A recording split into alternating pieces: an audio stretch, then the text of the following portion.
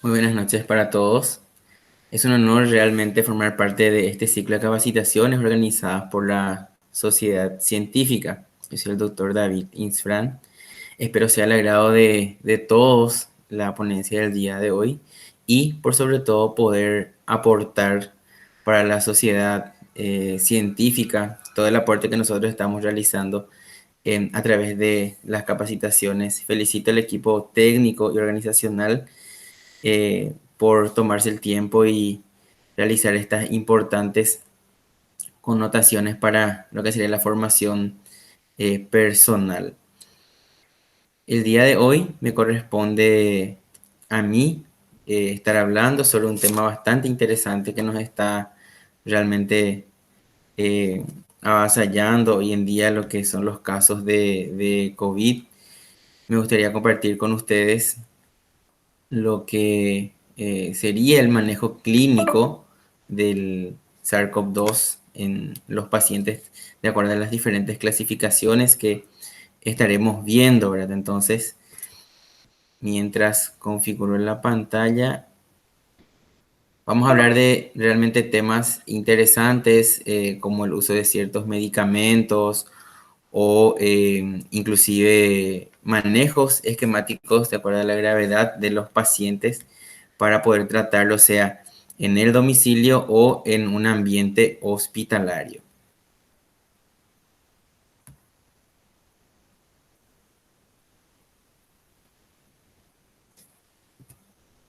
Bueno, entonces vamos a comenzar, como ya les había dicho desde un primer momento. Hoy estaremos hablando sobre el manejo clínico del paciente COVID positivo, ¿verdad? Para comenzar, debemos de clasificar a estos pacientes una vez que se tenga un resultado de RT-PCR positivo. ¿Cuál sería el estadio o cuál sería el estado del paciente en el momento de la evaluación? Vamos a llegar a conocer ciertos conceptos en cuanto a la clasificación clínica de estos pacientes. Primeramente vamos a catalogar al paciente con infección asintomática o preasintomática, a aquellos con hisopado nasofaríngeo RT-PCR positivo para SARS-CoV-2, pero sin padecer síntomas de COVID-19. En este caso, ya carecería de síntomas como, por ejemplo, la anosmia, la disgeusia o ageusia, náuseas, vómitos, malestar, dolor de garganta, fiebre, dificultad respiratoria, disnea o hipoxia en el caso de algunos pacientes, ¿verdad? Entonces, el concepto en sí de una infección asintomática o preasintomática es que el paciente venga con un resultado positivo por hisopado nasofaríngeo, pero sin estos síntomas acompañantes. Sin embargo, cuando vamos a catalogar a un paciente ya en el estadio de las enfermedades, tenemos varios grupos. En este caso, la enfermedad leve, paciente por hisopado nasofaríngeo positivo para SARS-CoV-2, que además de padecer síntomas como la que ya estábamos hablando recientemente, como fiebre, dolor de garganta, mialgias, etcétera, eh, no presenta dificultad respiratoria, es decir, el paciente tiene una buena mecánica respiratoria, no presenta disnea, una hipoxia o algún tipo de anormalidad en la radiografía de tórax. Sin embargo, cuando vamos a pasar a otro estadio, a catalogar a una enfermedad por SARS-CoV-2 o COVID positivo moderado, ya estamos hablando de un paciente con neumonía, es decir, paciente con hisopado nasofaríngeo positivo para SARS-CoV-2, que aparte o además de presentar evidencia de neumonía o anormalidad en la radiografía de tórax, eh, no tiene una saturación de O2 menor a 94, es decir, el paciente satura mayor a 94% respirando aire ambiente, ¿verdad? Nuestra siguiente clasificación sería el paciente con enfermedad grave o neumonía grave.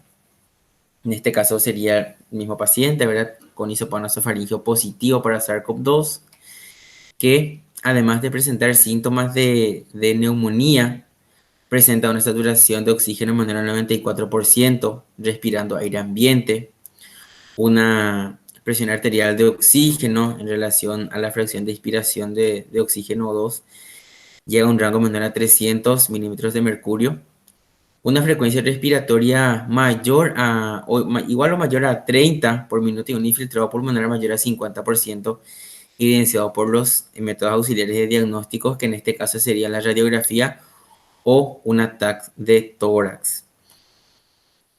Pasando de diferentes estadios, vamos a acercarnos a la enfermedad crítica, en este caso cuando el paciente, en este caso ya presenta un síndrome de dificultad, eh, un síndrome de dificultad respiratoria del adulto o comúnmente conocido como STRA, ¿verdad?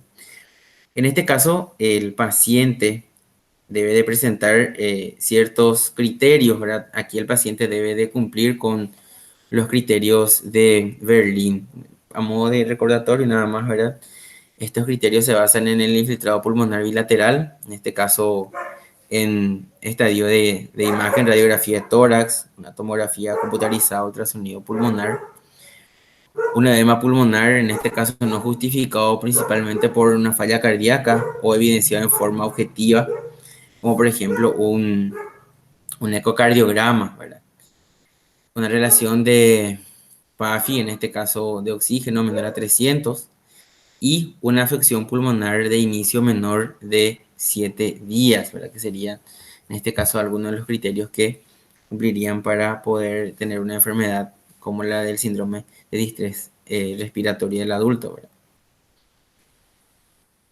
Pasamos a otro estadio, en este caso la enfermedad crítica o septicemia, paciente con disfunción orgánica, en este caso ya aguda, causado por una disregulación de la respuesta del huésped a una infección. Los signos de disfunción orgánica, vamos a citar algunos, ¿verdad? Son bastantes, como por ejemplo la alteración del estado de conciencia, puede presentar dificultad respiratoria o disnea, o también taquipnea, una saturación de oxígeno bajo, puede presentar también oliguria, una taquicardia importante, pulso débil, extremidades frías, hipotensión arterial, un líquido reticular que característicamente se presenta como un patrón de coloración rojiza y azulada de la piel, principalmente o por general se presenta en las piernas. Datos de coagulopatía en las pruebas de laboratorio, que son bastante relevantes. Una trombocitopenia, el paciente también presenta acidosis, un lactato sérico elevado o, en su defecto, una hiperbilirrubinemia. El último estadio de esta enfermedad, a modo de clasificación según el criterio clínico y laboratorial de estos pacientes, sería la enfermedad crítica o shock séptico, ¿verdad? En el cual encontramos un lactato sérico mayor a 2 milimoles litro. En este caso también podemos encontrar hipotensión arterial persistente, pese, es importante recalcar que esto se debe pese a la reanimación hídrica adecuada, es decir, una buena distribución, en este caso de líquidos en el torrente sanguíneo, que presenta necesidad de vasopresores para mantener una presión arterial media menor, o sea, mayor, en este caso 65 milímetros de mercurio. Bueno, teniendo en cuenta estas clasificaciones, podemos pasar entonces al manejo clínico de estos pacientes COVID positivo. Cuando nosotros vamos a hablar de manejos, vamos a tener dos tipos bastante importantes para tener en cuenta la clasificación.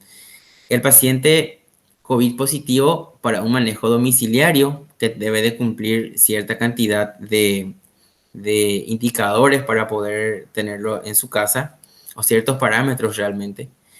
Y el paciente COVID positivo que debe de estar en un ambiente hospitalario. Cuando vamos a catalogar y evaluar a estos pacientes en el primer contacto con un personal de salud, tenemos que tener en cuenta que el paciente generalmente puede presentar fiebre, presentar o no fiebre, tos o mialgias leves, en este caso sin disnea, no presenta dificultad respiratoria, una frecuencia respiratoria en reposo menor a 20 por minuto, ¿verdad? Una saturación de oxígeno basal mayor a 95, en este caso para los pacientes jóvenes, recomendamos mucho realizar un test de esfuerzo para comprobar que no desaturen. Tenemos que tener muy en cuenta también la ausencia de ciertas comorbilidades, como por ejemplo pacientes mayores de 60 años, bastante importante, hipertensión arterial, enfermedad cardiovascular, la diabetes, mellitus, que en muchos casos ya por experiencia que se tiene en el país, descompensa mucho a los pacientes. Una enfermedad pulmonar obstructiva crónica, también una enfermedad renal crónica, pacientes con cuadros neoplásicos. La obesidad también es un factor muy importante que se observa para poder complejizar al paciente. El tabaquismo, la hepatopatía crónica o inclusive la inmunosupresión. Quería ponerles una pequeña observación sobre ciertas líneas de manejo que tenemos que tener, como por ejemplo los pacientes ambulatorios con COVID documentados o sospechosos deben de quedarse en casa cumpliendo todos los criterios anteriormente mencionados, ¿verdad? A menos que necesite una evaluación médica, una atención médica e intentar separarse de otras personas, ¿verdad? Y animales del hogar que pueden ser potencialmente vectores o portadores asintomáticos y esto permite una cadena de contagio. Deben usar mascarilla, tanto quirúrgica o dependiendo de lo que tengan también, ¿verdad? Que sea efectivo, demostrado científicamente. Cuando estén en una misma habitación o inclusive la movilidad vehicular que otras personas. Y cuando se presenten en entornos de atención médica, como el ámbito hospitalario, ¿verdad? O acudir en algún centro, sea esto de primer, segundo o tercer nivel de atención. Se le debe aconsejar al paciente que se debe de lavar las manos con frecuencia, que se curan cuando lleguen a toser y evitar compartir artículos personales con otros miembros del hogar. Sinceramente, cuando vamos a tener un paciente en aislamiento domiciliario o manejo domiciliario, es bastante importante recalcar que el paciente tiene que tener un ambiente totalmente aislado del resto de la familia. Es decir, tiene que tener una habitación privada, un sanitario o un baño privado, un lugar donde pueda realmente comer, pero sin estar en contacto con otros familiares o pacientes, ¿verdad? O potenciales pacientes de esa persona con COVID positivo, ¿verdad? También es importante la desinfección de superficies frecuentemente tocadas. Es esencial esto porque como sabemos es un virus que se queda por cierto tiempo en estas superficies, ¿verdad? Como ya estaremos hablando en otro momento.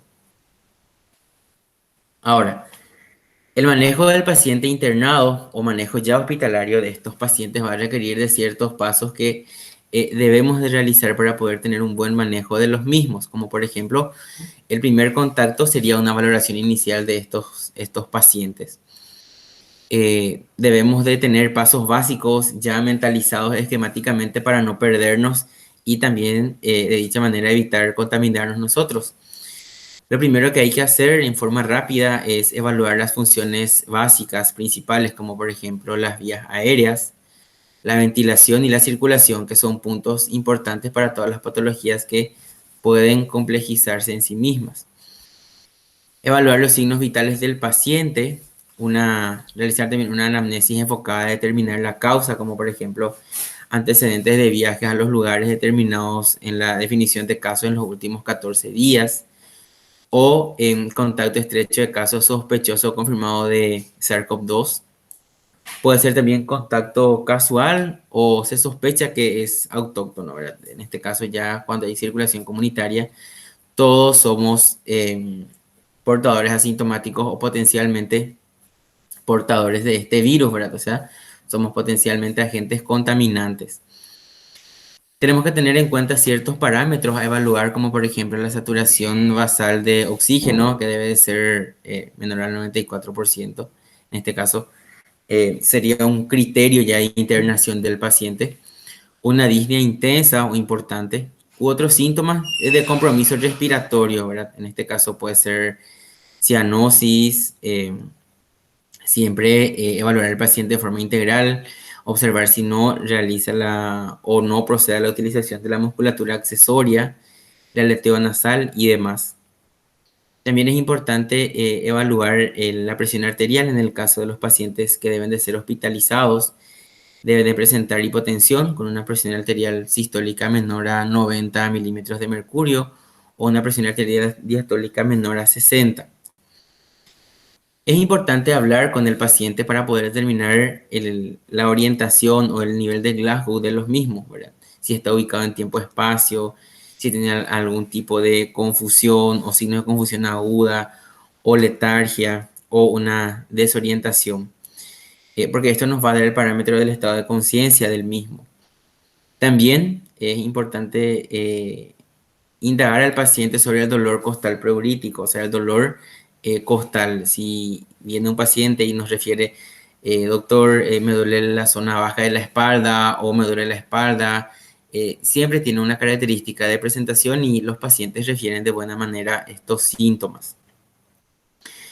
También tener en cuenta que puede presentarse vómitos incoercibles o diarreas abundantes que se ven en la mayoría de los pacientes. Puede ser igual o mayor a 10 días, ¿verdad? Tenemos que tener en cuenta también un examen físico anormal, signos vitales anormales como el Kick-SOFA mayor a 2, ¿verdad? Una frecuencia respiratoria mayor a 22, una tensión arterial sistólica menor a 100 y Glasgow, por supuesto, menor a 15 cuando el paciente se encuentra desorientado o el paciente empieza a tener signos de confusión, como ya habíamos mencionado recientemente. Bueno, dentro del escenario hospitalario, tenemos que tener en cuenta que el paciente debe de tener como una cierta valoración también a través de métodos auxiliares de diagnóstico que se le tiene que solicitar laboratorialmente con paciente sospechoso o confirmado de SARS-CoV-2 positivo en este caso.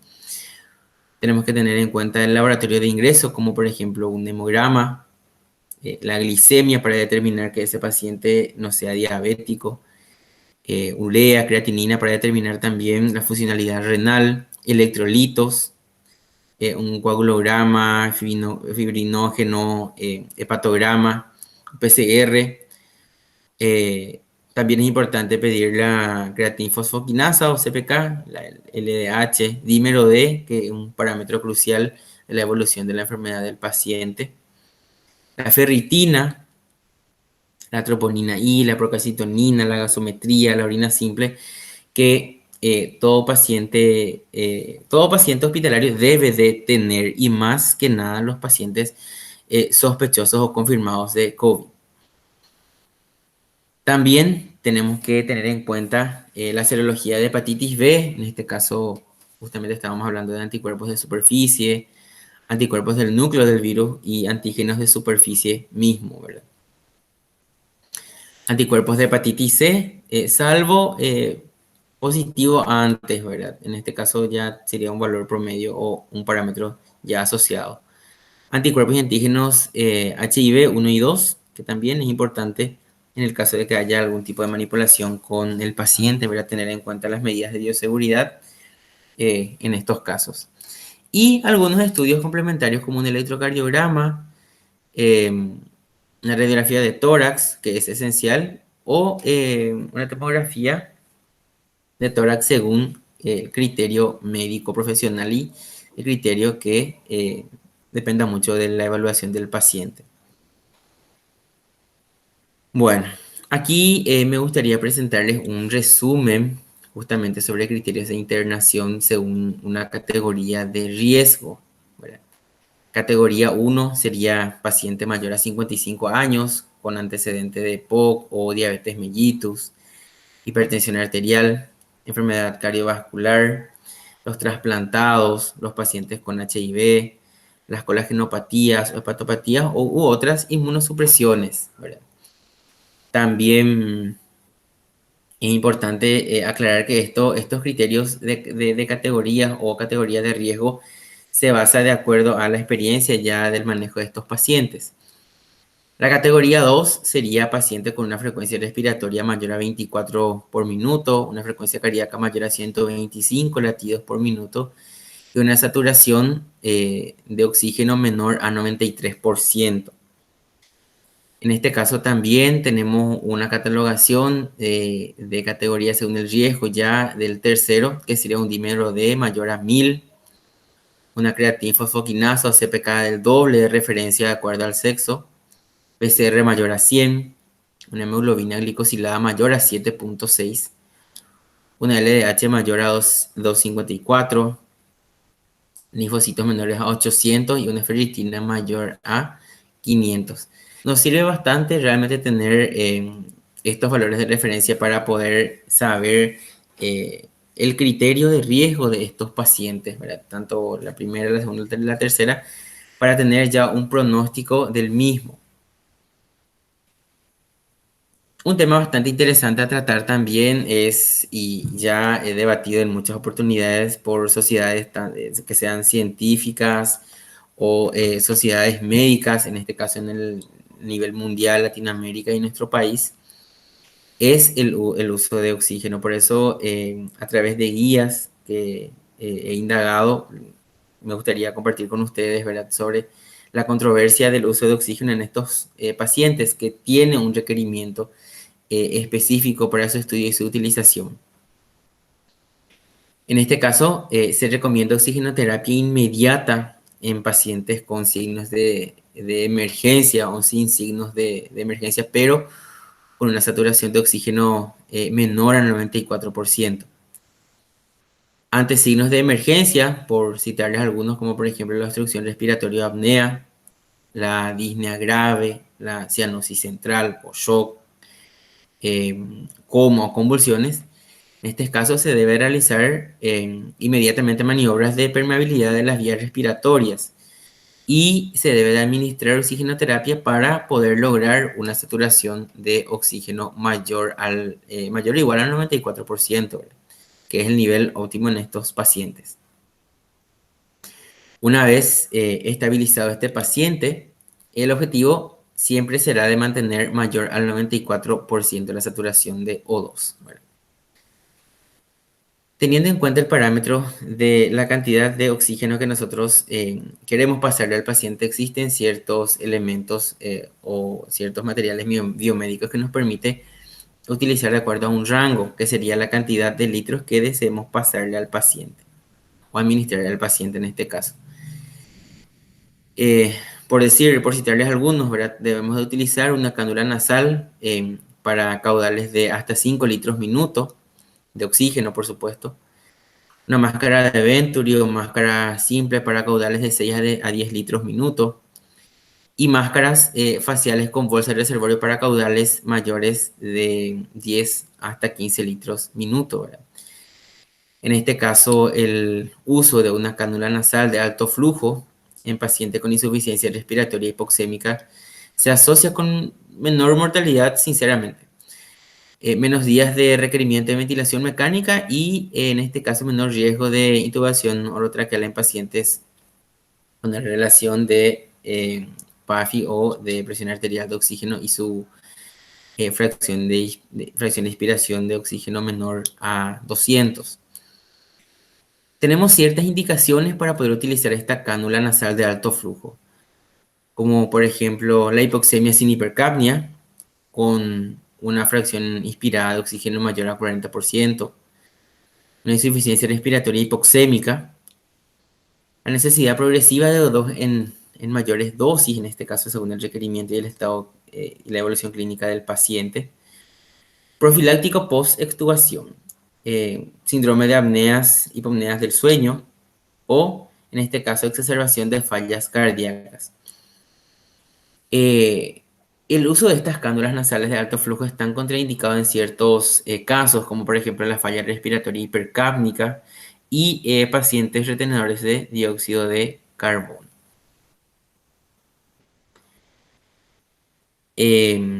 Cuando nosotros vamos a clasificar nuevamente al paciente en estadio de hospitalización, debemos de volver a hacer una subclasificación entre pacientes con COVID positivo no críticos y los pacientes críticos. Esto ya hablando dentro del ámbito hospitalario. En los pacientes no críticos, Los líquidos que se administrarán deben de realizarlo con cautela, ¿verdad? Ya que estos pacientes COVID no deben de presentar hipoperfusión tisular ni respuesta a los líquidos. En este caso serían los criterios para poder aplicarlo, ¿verdad? En la etapa incipiente de la infección, la enfermedad es primariamente conducida por la replicación viral, como todos sabemos.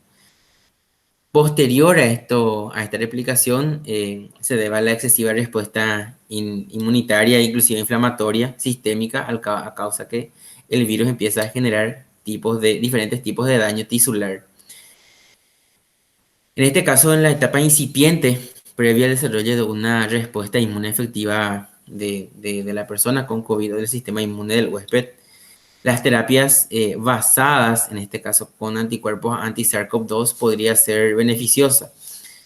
Los anticuerpos monoclonales Malanivimab y lo que sería el Casirivimab más Indevimab cuentan con autorización por la FDA para su uso en emergencia.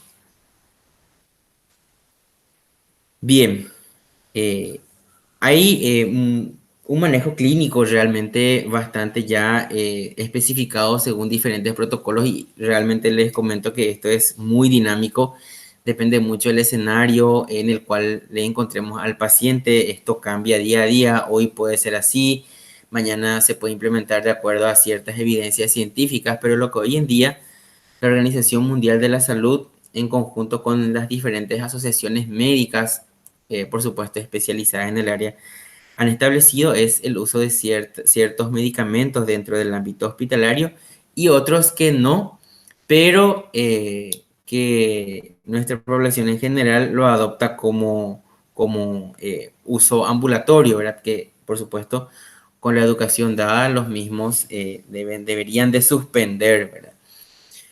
Vamos a empezar a hablar del Remdesivir. En este caso, Remdesivir es el único agente actualmente aprobado por la FDA para reducir la infección del SARS-CoV-2.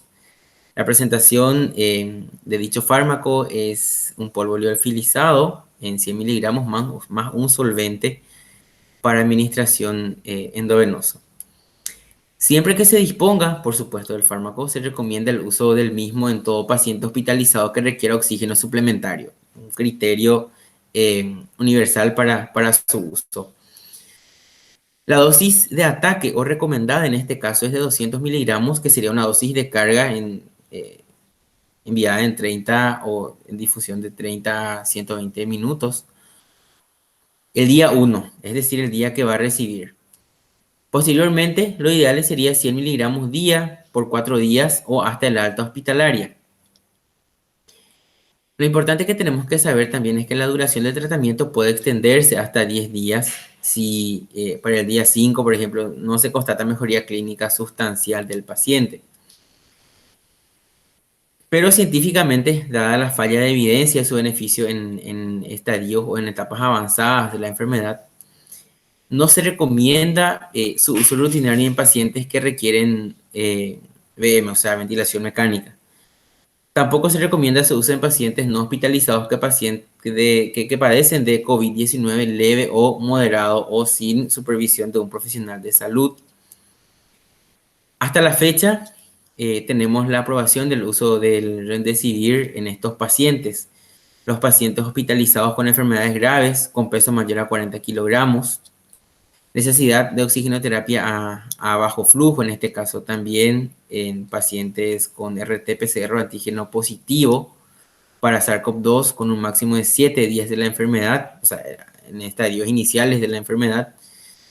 Además de por lo menos dos criterios de las siguientes, con una frecuencia respiratoria mayor a 24 por minuto, una saturación de oxígeno menor a 94 sin O2 y una presión arterial de oxígeno con una fracción inspirada de oxígeno también menor a 300 milímetros de mercurio. Hablando también un poco de este fármaco, es importante recalcar que el paciente va a presentar ciertas reacciones adversas, como por ejemplo síntomas gastrointestinales, elevación de transaminasas, aumento del tiempo de protrombina, algunas reacciones de hipersensibilidad. Para poder administrar el mismo se debe tener un perfil hepático completo y en este caso debe de ser suspendido cuando el valor de algunas transaminasas estén por valores excesivos a 10 veces el valor de lo normal, ¿verdad? No se recomienda en este caso el uso del fármaco en pacientes con algún tipo de alteración renal, específicamente cuando el clearance de creatinina se encuentra menor a 30 ml minuto. Entonces son algunos puntos importantes y citamos este primer fármaco por realmente su uso principal y por ser aprobado ya por la FDA para tratamiento de pacientes SARS-CoV-2. En segunda línea tenemos a la dexametasona, que en este caso se demostró que el mismo mejora la supervivencia del paciente hospitalizado que requiere oxígeno suplementario. En este caso, con mayor beneficio en pacientes con requerimiento de ventilación mecánica, ¿verdad? La dosis recomendada en estos casos es de 6 miligramos día, endovenoso o vía oral, en este caso por 10 días o hasta en la alta médica. Si no se dispone de dexametasona, puede haber falta o falta de suministro o falta de la medicación. Se puede utilizar dosis equivalentes a otros corticoides, como por ejemplo la prednisona, 40 miligramos día, la metilprednisolona, 32 miligramos día, la hidrocortisona a 160 miligramos día. Es importante recordar que no se recomienda su uso en pacientes no hospitalizados que padecen COVID-19, leve o moderado, o pacientes hospitalizados que no requieren oxigenoterapia suplementaria. Y me gustaría hacer una pequeña acotación en este punto, porque cuando llegan al servicio de salud, generalmente, cuando el paciente se encuentra descompensado o con exacerbación de los síntomas, ya viene sobremedicado, ya viene con, por ejemplo, su ATV, que en un principio no correspondía, o viene ya con una carga de corticoides muy elevada.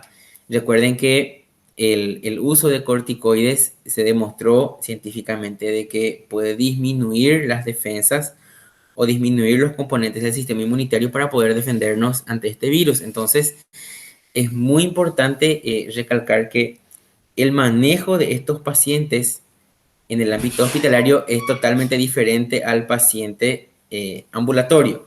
No atacar con toda la enfermedad desde un primer momento porque hay medicamentos que el paciente solicita o mismos profesionales de salud que no están capacitados y le dan al paciente como una carga profiláctica y sinceramente no corresponde.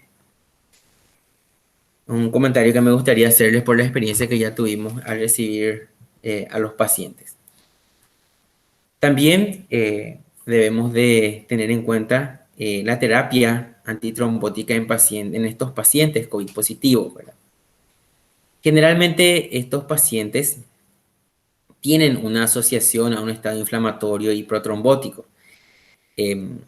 Por el simple hecho de que tenemos una elevación de la fibrina, productos de degradación de la fibrina, fibrinógeno y dímero D. Cuando nosotros observamos esto, es importante, como les dije en las diapositivas anteriores, tener como un parámetro general a tener en cuenta la solicitud de estos estudios, principalmente el dímero D, porque la elevación de estos marcadores van a estar asociadas al peor pronóstico de evolución clínica de estos pacientes.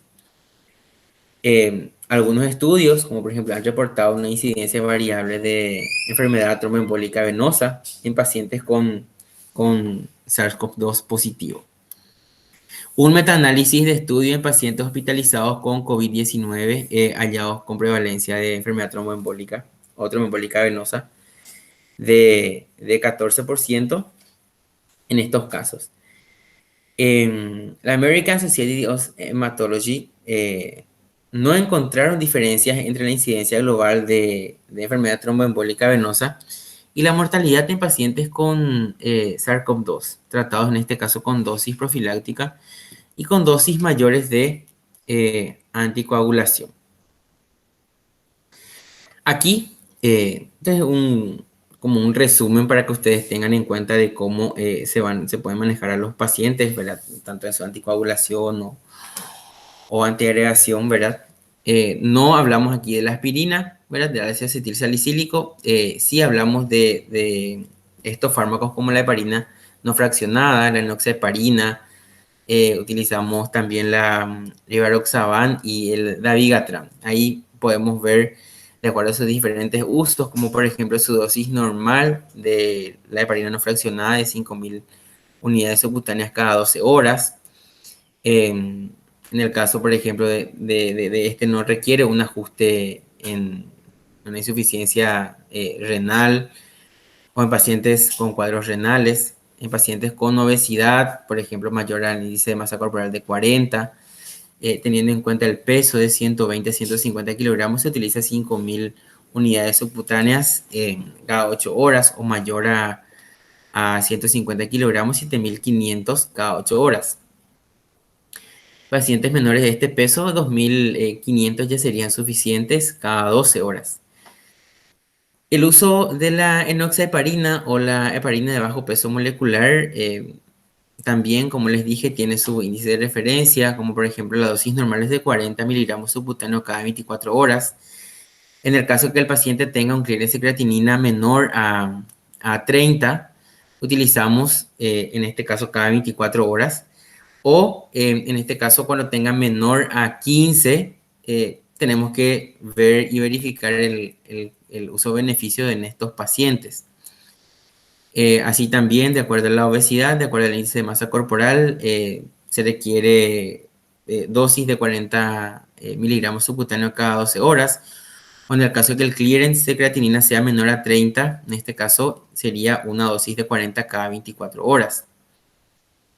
En cuanto a la rivaroxaban, sabemos que generalmente se usa a dosis normal, ¿verdad? De 10 miligramos vía oral cada 24 horas. Cuando tenemos un clearance de creatinina menor a 30, realmente se recomienda evitar su uso. En la obesidad, en ambos grados, tanto el mayor es de 40, de índice de masa corporal, y el menor es de 40, no hay una evidencia para poder utilizarla. Lo mismo pasa con el dabigatran, ¿verdad? Que en dosis normales, la dosis recomendada es de 220 miligramos vía oral cada 24 horas. Y mismas indicaciones en este caso en lo que serían los pacientes renales y con obesidad con el rivaroxaban. Otro fármaco también controversial que estamos teniendo es sobre la cloroquina o la hidroxicloroquina, ¿verdad? Que no se recomienda su uso eh, o sin acitromicina para el tratamiento de pacientes hospitalizados ambulatorios. No se recomienda el uso de altas dosis de cloroquina, como por ejemplo de 600 miligramos 2 veces al día por 10 días para el tratamiento del COVID. Muchas de las veces mismos colegas, mismos profesionales en una dosis de ataque o en la fase inicial realiza esta medicación. Sinceramente, según nuestras guías actuales, no corresponde. Y un fármaco que ha generado mucha controversia es la ivermectina, ¿verdad?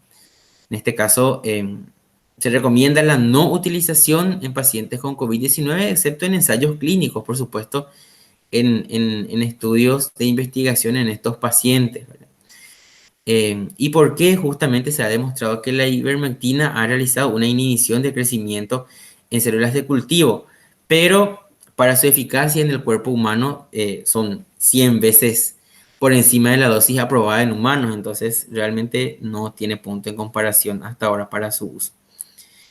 La ivermectina, a modo de citar, ¿verdad? No se encuentra aprobada por la FDA para tratamiento antiviral.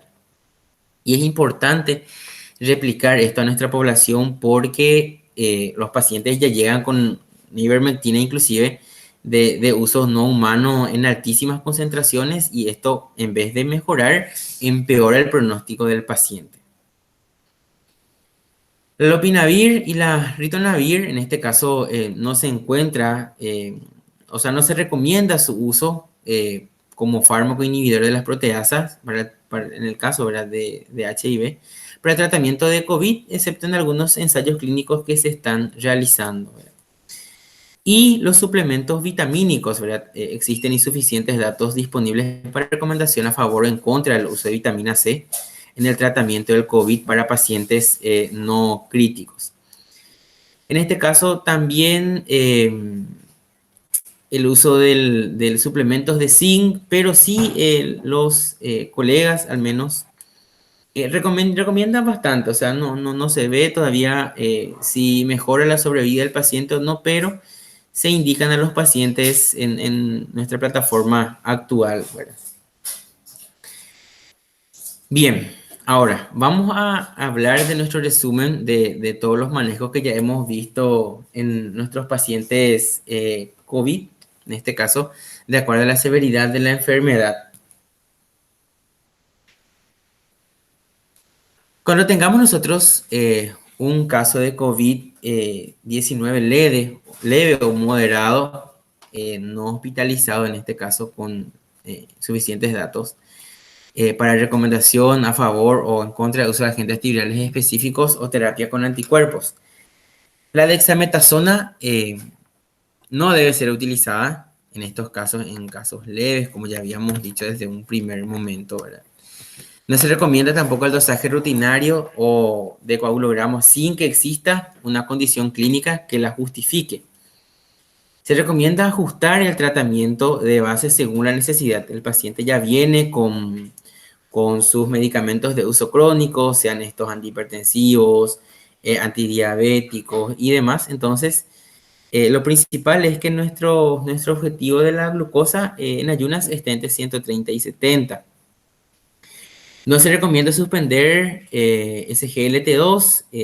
Estos pacientes, al menos que son diabéticos, utilizan mucho lo que son estos grupos de fármacos, como por ejemplo la canaglifosina o la dapaglifosina o empaglifosina, que realmente no se recomienda suspender hoy día. Cuando el paciente COVID-19 positivo requiere hospitalización, pero sin oxígeno suplementario, existen todavía insuficientes datos disponibles para recomendación a favor o en contra del uso rutinario de Remdesivir. Para pacientes con alto riesgo de progresión de la enfermedad, el uso de Remdesivir podría ser apropiado, ¿verdad? De acuerdo a los criterios que ya hemos visto en un primer momento, ¿verdad? En este caso, se recomienda dosis profilácticas en este caso para pacientes que tienen enfermedades tromboembólicas venosas o eh, algún factor de riesgo cardiovascular. El uso de la heparina de bajo peso molecular o heparina no fraccionada en su defecto a todos los pacientes hospitalizados sin condiciones médicas que lo contraindiquen o sin condiciones médicas que justifiquen la dosis de anticoagulación plena. Se recomienda suspender, en este caso, hipoglicemiantes orales y cambiamos nosotros a una insulina, en este caso Gliargina, sea de 19-300, a insulina NPH o en su defecto, ¿verdad? Con un objetivo que tengamos que mantener al paciente con 100 a 140 miligramos de decilitros. Se sugiere solicitar, en este caso, como ya habíamos dicho en un primer momento, al ingreso del paciente, como el hemograma completo, glicemia y todo lo que ya hemos citado. Durante el periodo de hospitalización de estos pacientes es muy importante solicitar la gasometría arterial porque nos va a dar un parámetro de cómo se esté manejando también el intercambio hematogaseoso en estos pacientes. Tenemos que solicitar un perfil renal, un hepatograma completo, glicemia. Tenemos que, por supuesto, solicitar esto cada 48 a 72 horas para poder saber el empeoramiento clínico o mejoramiento del paciente. Inclusive se usa para poder cambiar el esquema de tratamiento en los mismos. Como ya habíamos dicho también en un primer momento, se recomienda la radiografía de tórax o de tomografía axial computarizada según la clasificación de CORATS. El paciente COVID-19 que requiere oxígeno suplementario, en este caso, pero que no requiere oxigenoterapia a alto flujo o ventilación mecánica por oxigenación por membrana extracorpórea, utilizar Remdesivir en estos pacientes sí está totalmente indicado en este caso. Pacientes con recomendación de O2 mínimo, en este caso Remdesivir más dexametasona, paciente con necesidad creciente de oxígeno suplementario, O dexametasona en este caso cuando la terapia combinada con Remdesivir no se disponga o no se puede utilizar. Como ya habíamos especificado, se debe de hacer una dosis de carga de Remdesivir de 200 miligramos. Posteriormente, en el día siguiente, 100 miligramos por 4 días. Dexametasona sería 6 miligramos día o por su defecto algún tipo de otro corticoide que tengamos disponible, ¿verdad? En este caso, em, como ya habíamos dicho, es un poco controversial el uso de la ivermectina, pero algunos pacientes lo requieren, que sean 200 microgramos, kilogramos en una dosis, repetir a los 7 días. Se recomienda profilaxis, en este caso con heparina de bajo peso molecular a los pacientes, o enoxaparina en este caso, a todo paciente hospitalizado sin contraindicaciones médicas que lo contraindiquen. Cuando tengamos un paciente COVID-19 positivo que requiere oxigenoterapia, alto flujo, ventilación no invasiva, o lo que nosotros conocemos como VNI, vamos a utilizar dexametasona o en este caso dexametasona más Remdesivir. Se recomienda profilaxis también, en este caso con heparina de bajo peso molecular. Y vamos a empezar con, en este caso, si el paciente presenta una incidencia o una alta concentración de glucosa, la insulina arginina, una vez al día por vía subcutánea y correcciones según esquema, ¿verdad? También es importante monitorizar a estos pacientes y valorar si presenta criterios de intubación orotraqueal, ¿verdad? Y en este caso ventilación mecánica, ¿verdad? Para su ingreso a la unidad de cuidados intensivos. Cuando tengamos un paciente COVID positivo crítico y que requiera de ventilación mecánica o en este caso la oxigenación por membrana extracorpórea, se debe utilizar la dexametasona. La combinación de dexametasona más Remdesivir podría considerarse en pacientes que en este caso haya sido intubados recientemente. Se recomienda la profilaxis, como en la mayoría de los pacientes, la enfermedad tromboembólica venosa con heparina de bajo peso molecular, con el esquema que ya les había presentado. Lo mismo en este caso se utiliza el Remdesivir como dosis de carga de 200 en el primer día de ataque y 100 miligramos por 4 días más, ¿verdad? La dexametasona, lo mismo, el mismo esquema anterior, ¿verdad? Entonces, para tener una idea general, ¿verdad? De consideraciones generales para todos los casos, evitar nebulizaciones por ser un procedimiento generador de aerosoles, estamos hablando de tanto pacientes ambulatorios como hospitalizados. Si se requiere medicación, por supuesto, realizarla en forma inhalada, que en este caso podríamos utilizar una aerocámara.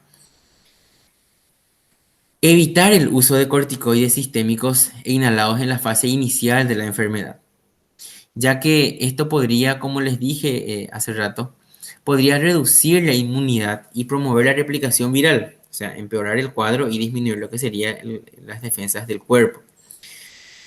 Considerar su uso sistémico en ciertas situaciones, como por ejemplo un shock séptico, un síndrome de distrés respiratoria del adulto, y el inhalado en casos de broncoespasmo refractario. Evitar el uso de antiinflamatorios no esteroideos, porque se ha demostrado que hay evidencia de deterioro clínico en pacientes que utilizan estas drogas, ¿verdad? En caso de fiebre o dolor, se recomienda totalmente el uso del paracetamol, ¿verdad? Evitar el uso, como dijimos ya, de algunos AINES de uso ambulatorio. No suspender rutinariamente el tratamiento antihipertensivo en estos pacientes ya que estén con algún tipo de IECA o ARA2. Tener en cuenta también que debido al compromiso cardiovascular de estos pacientes como marcador de la enfermedad grave, se debe de iniciar o continuar el uso de atorvastatina 40 miligramos día o rosuvastatina 20 miligramos día. No se recomienda iniciar en el caso de que la creatinfosfoquinasa esté mayor a 500 o GPT mayor a 3 veces el valor que lo normal. Ante la sospecha clínica de influenza, iniciar oseltamivir en estos pacientes, 75 miligramos cada 12 horas por 5 días. Suspender si se descarta caso mediante análisis de laboratorio. El tratamiento empírico de la neumonía bacteriana, según informes, no se han reportado sobre infecciones bacterianas en pacientes con COVID-19, pero se debe monitorizar y decidir el caso. Aquí un esquema resumido de qué se puede utilizar. En este caso, si se presenta una neumonía bacteriana en estos pacientes, podríamos iniciar ceftriaxona a 2 gramos día, intravenosa cada 24 horas, o amoxicilbactam 1,5 gramos, en este caso intravenoso cada 8 horas. En estos casos, si no es tolerado, podemos iniciar citromicina 500 miligramos vía oral por 6 días, o en caso de intolerancia, considerar el uso de levofloxacina 500 o 750 miligramos intravenoso cada 24 horas. Podemos también utilizar vancomicina 15 a 20 miligramos kilo peso intravenoso dosis inicial, luego 1 gramo cada 12 horas, por supuesto en un goteo lento, ¿verdad? Diluido para 2 horas según vancocinemia. Un tema también importante que hay que tener en cuenta es que si hay factores de riesgo para Staphylococcus aureus meticillinos resistentes o SARS, tenemos que tener un aislamiento con hisopado nasal, una internación previa, antibiótico terapia también en los últimos 3 meses, abscesos cutáneos recurrentes, insuficiencia renal crónica en hemodiálisis. Tener cuidado o precaución en poblaciones especiales, como por ejemplo pacientes geriátricos o con insuficiencia renal, por ejemplo. Y tomar muestra antes de la tercera o cuarta dosis de estos fármacos, como por ejemplo un nivel terapéutico de 15 a 20 miligramos, una duración según la evolución clínica. Bien, hasta aquí realmente me corresponde dar lo que sería el manejo clínico de los pacientes, si bien tenemos múltiples esquemas. Si vamos a hablar del manejo clínico del paciente COVID, podemos estar por horas, inclusive utilizando varias bases científicas, pero en un esquema resumido a través de ciertas guías médicas y de la Organización Mundial de la Salud. Son datos muy interesantes que me pareció adecuado para compartir con ustedes porque existen controversias, existen discusiones, los protocolos cambian, como les dije, hoy el protocolo aprobado está vigente ahora, mañana puede cambiar según estudios científicos aprobados. Entonces, lo bueno que hay que saber es que en todo paciente COVID positivo o SARS-CoV-2 positivo es actuar lo antes posible. Es decir, el manejo prudencial de estos pacientes, el manejo según protocolo establecido por el escalonado, sea esto domiciliario u hospitalario, va a dar el parámetro de mejoría en los mismos. Eh, Debemos de actualizarnos, de ir leyendo, de ir viendo las actualizaciones médicas día tras día, porque hoy puede tocarme a mí, puede tocar a mi familiar, puede tocar a mi vecina y a los que fuesen. Entonces, es importante como colegas y futuros colegas el manejo de este tema, ya que en donde nos encontremos va a ser un tema de conversación para todos y principalmente para el personal de salud y los profesionales que se están preparando para tal caso. Entonces, ojalá sea que haya sido provechoso para ustedes, que hayan podido rescatar algunas cosas básicas. Como dije, si bien podíamos esto tratarlo una noche, un día, una semana, creo que con esto ya vamos a tener un concepto un poco más escalonado e inclusive esquemático de cómo manejar a un paciente COVID. De verdad, para mí particularmente ha sido un honor estar con ustedes y ojalá lleguemos a tener otros encuentros científicos para poder aportar a la sociedad médica. ¿Sí? Un placer, como dije, y espero que pasen el resto de la noche bastante bien.